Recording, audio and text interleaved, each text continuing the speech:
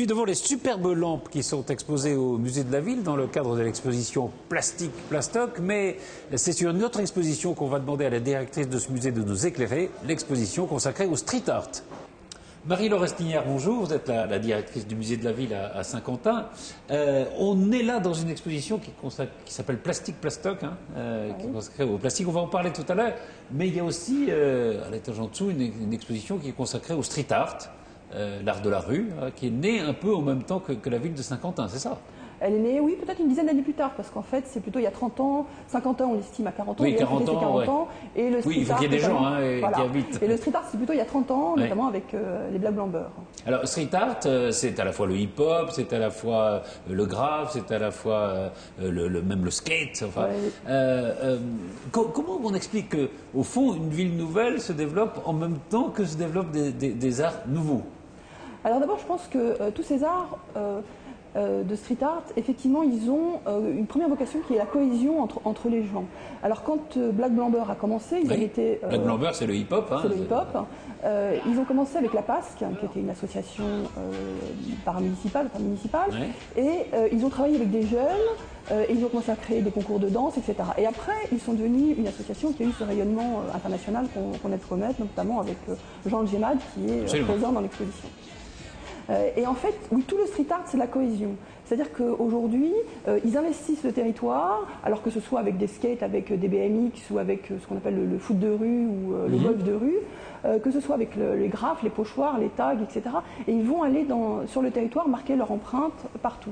Et aujourd'hui, ils ont besoin d'un territoire neuf avec... Alors les skateurs, ils vous diront qu'ils ont besoin de béton, que sans béton, oui, il n'y a pas de skate en béton. C'est très bien une jolie plage, mais c'est pas possible. Des espaces verts, mais c'est pas voilà, c'est pas leur truc. Idem pour les graffeurs, ils ont besoin de surface lisse sur lequel ils vont pouvoir exprimer leur talent, et un mur avec plein de petits rehauts, etc. Ça les intéresse pas. Ils ont besoin de surface lisse, de surface béton, et notamment de lieux de passage. On voit bien que les fresques, c'est sous les tunnels, le long des voies de chemin de fer, etc. C'est sur vos murs, vous avez plutôt un petit tag ou une petite signature, mais pas une belle fresque. Voilà. Donc la ville se prête à ça. La ville se prête à ça, et en même temps, ce que vous disiez, c'est un art qui se crée de lui-même, c'est pas un art qui vient de... Alors, il y a les deux choses dans une ville nouvelle, on le voit bien à Saint-Quentin, il y a une volonté politique de créer des lieux culturels, on est à côté du théâtre, qui est une scène nationale, et puis il y a une prise en main des gens par eux-mêmes, et au fond, le street art, c'est ça. Le street art, c'est ça, oui, et c'est une prise en main des gens par eux-mêmes qui, aujourd'hui, n'arrivent pas à trouver un écho dans les banlieues, notamment. Pourquoi ? On voit bien qu'à Paris, le street art aujourd'hui, c'est devenu un phénomène de mode. Alors, on a eu la Tour 13, on a un certain nombre de choses. Même un peu récupéré. Pardon ? C'est même un peu récupéré. C'est même complètement récupéré. Dans les salles de vente, le street art se vend extrêmement bien. Ça se vend très bien, Et le phénomène aujourd'hui dans les villes, c'est que les gens vont carrément casser les murs pour récupérer les morceaux de graphes ou de fresques, parce que peut-être qu'un jour, l'artiste qui a fait ça aura une cote, et peut-être une chance de s'enrichir. Voilà. Aujourd'hui, les pouvoirs publics, quand on n'est pas dans Paris, pas dans les capitales, ont beaucoup de mal à prendre ça. On a plutôt tendance à voir dans tous ces jeunes qui travaillent dans les cultures urbaines, à voir comment dirais-je, pas de la racaille, parce que justement, des gens qui salissent les choses, qui polluent, qui salissent, qui investissent des lieux qui leur sont pas destinés. Et donc, aujourd'hui, je pense qu'aussi, le fait de faire une exposition comme ça, c'est d'essayer de voir comment est-ce que les institutions peuvent rencontrer des gens qui sont dans des cultures underground, dans des cultures parallèles, et comment est-ce qu'on peut réussir à les mettre dans un lieu au même endroit. Et c'est assez intéressant parce que donc c'est vraiment une démarche qu'on a eue. On a travaillé avec des jeunes d'ici, on a travaillé avec les anciens, donc comme Jean Gemad, mais on a travaillé aussi avec beaucoup de jeunes d'aujourd'hui. Et le résultat, c'est qu'on voit venir au musée des gens qui ne sont jamais venus. Mais on voit, je ne sais pas si vous avez vu en rentrant, on avait là plusieurs jeunes avec leur chef sous le bras. Mais justement, on ne les a jamais vus. Justement, il y a deux questions. Alors, est-ce que d'une part, c'est pas de la... Puisque vous appelez musée, après tout, on parlera après de la fonction de ce musée et puis de son originalité, mais vous appelez musée, est-ce que c'est pas une sorte de récupération par les institutions dont vous faites partie d'un art qui lui est échappé? Non, échappé. c'est pas une récupération parce qu'on n'a pas fait une exposition d'art là aujourd'hui. Hein. On est dans une exposition plutôt de société, c'est-à-dire qu'on explique ce que c'est que le street art, on explique un certain nombre de choses. On a d'ailleurs toute une partie qui montre à quel point ça coûte cher à la collectivité. Hein. Le prix de nettoyage d'un mètre carré de tag, il est relativement élevé. Tout ça, c'est dedans. On a des vidéos qui montrent comment on va dégrafer ou détaguer un certain nombre de surfaces, à quel point le mur du théâtre a été abîmé à une certaine époque. Donc non, on n'est pas complaisant. Hein. Faut pas. On n'est absolument pas complaisant. Vous n'êtes pas récupérateur. Pas du tout. Vous montrez un phénomène, au fond. On montre un phénomène et on essaye de dialoguer avec tous ces jeunes qui, je pense, ont apprécié le dialogue qu'on avait avec eux. On leur a donné un peu aussi à certains une certaine forme de carte blanche. Ils sont arrivés avec des photos, avec des graphes, avec des tags, etc. On a pris ou on n'a pas pris, parce que c'est aussi notre rôle aujourd'hui d'être discriminant, de dire ça oui, ça non. Et aujourd'hui, ça fonctionne plutôt bien. Je ne pense pas qu'on est dans la récupération. On est vraiment dans plutôt une étude de ce qui se passe aujourd'hui dans la ville. Et c'est notre rôle. Alors, voilà, j'avais une question, mais vous coupez un peu l'herbe sous le pied de cette question, parce que c'est dans un musée, donc on pourrait se dire c'est de l'art.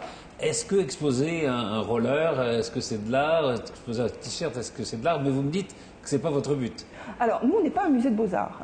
Il y a plusieurs catégories de musées. Nous, on n'est typiquement pas un musée de beaux-arts. On est un musée de ce qu'on appelle de société. C'est-à-dire qu'on va travailler sur l'évolution d'un microcosme. Nous, on travaille sur Saint-Quentin-en-Yvelines. Et on a effectivement, notre rôle, c'est de comprendre comment, en l'espace de 40 ans, 70-2010 ou à peu près, ce territoire qui était un territoire agricole est devenu un territoire, une vraie ville, urbain. Alors effectivement, on travaille sur l'architecture, l'art public, etc., ce qu'on fait classiquement sur la ville, si vous voulez. Mais on travaille aussi sur l'aventure urbaine, c'est-à-dire ce que sont les gens, comment est-ce qu'ils vivent dans ce territoire, comment ils se l'approprient. Et nous, on a aussi comme rôle de passer l'image de ce territoire aux gens. On a un rôle de médiateur. Comment est-ce que les gens peuvent s'approprier un lieu qui a un vrai potentiel patrimonial, c'est-à-dire qu'on a des grands architectes, des grands artistes, un urbanisme assez étonnant, assez unique. On a une commission de passer... C'est réussi, oui. C'est d'ailleurs la ville nouvelle la plus réussie. Oui, c'est probablement la plus réussie. Oui, certainement.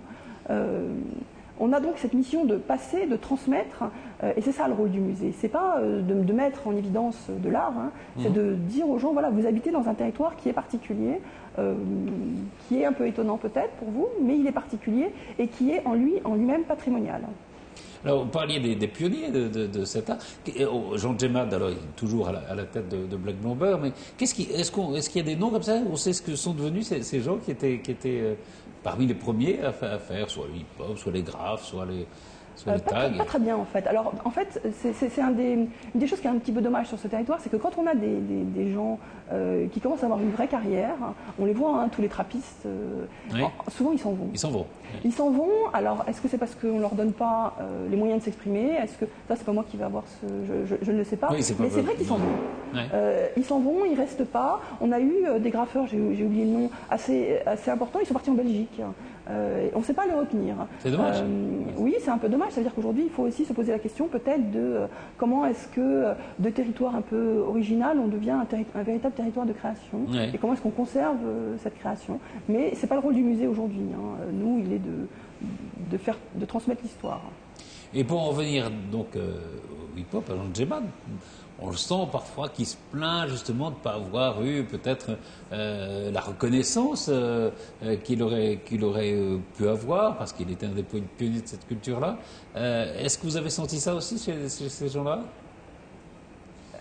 C'est pas la reconnaissance ou l'aide, enfin voilà. Oui, c'est pas, non, parce que je pense que Jean Djemad, notamment, il est pas mal aidé par la communauté d'agglomération. Nous, on travaille avec lui, mais pas seulement.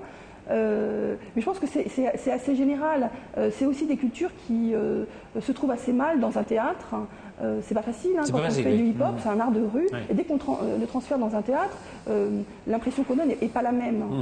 Idem pour le graphe. Nous, on a un grand graphe qui est en bas, une grande fresque. Elle n'a pas la même vocation dans un musée qu'à l'extérieur. Alors, on a des graffeurs qui gentiment nous l'ont fait et qui en font régulièrement pendant les ateliers. C'est pas la même chose, ça n'a pas la même signification. Le graffeur, quand il la met dans la rue, il y a un message derrière. Quand il la met au musée, le message il disparaît.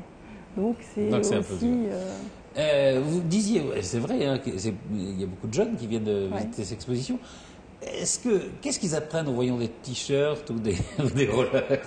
Alors je pense qu'ils savent pas tous. D'abord, ils se connaissent pas tous entre eux. Des bombes à peinture, enfin. Ils se connaissent pas tous entre eux. Ils connaissent pas tous non plus l'histoire de ce territoire. Donc en fait, dans cette exposition, on a essayé de faire dialoguer hier et aujourd'hui. C'est ce qu'on fait classiquement dans le musée. Hein.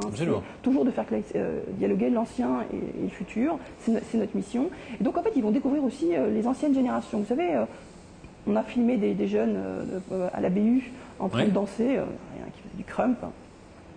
Je suis pas sûre que Jean Djemat, ça lui parle aujourd'hui. Et en même temps, c'est important qu'ils sachent que sur ce territoire, il y avait une vraie histoire, qu'ils ne sont pas les premiers, ils ne sont pas les pionniers, il y en a eu. Voilà, donc ils vont découvrir un certain nombre de choses. Il y a pas mal de films aussi, hein. Les t-shirts sont là, mais il y a beaucoup de films qui ont été tournés. Ça nous a pris beaucoup de temps. Ça, c'était un peu la question qui fâche, mais... Oui, bon. Alors, on est justement au sein de cette exposition alors, qui était consacrée au plastique et plastoc. Alors, on va peut-être parler un peu de ce qu'on peut y voir. Mais ça m'amène à vous poser la question, vous en parliez justement sur la vocation de ce musée de la ville. Notre métier aujourd'hui, c'est vraiment l'évolution de la société en milieu urbain. Et le plastique en fait partie. La prochaine exposition qu'on va faire, celle qu'on est en train de monter pour septembre prochain, elle est sur, entre guillemets, ce qu'on appelle les salles de bain. On appelle ça salle de bain. C'est voir comment les politiques d'hygiène santé depuis les années 30 ou à peu près ont radicalement modifié notre rapport alors, au corps, évidemment, mais aussi à l'architecture. C'est-à-dire que la place de la salle de bain qui était inexistante dans les années 30, elle est absolument énorme.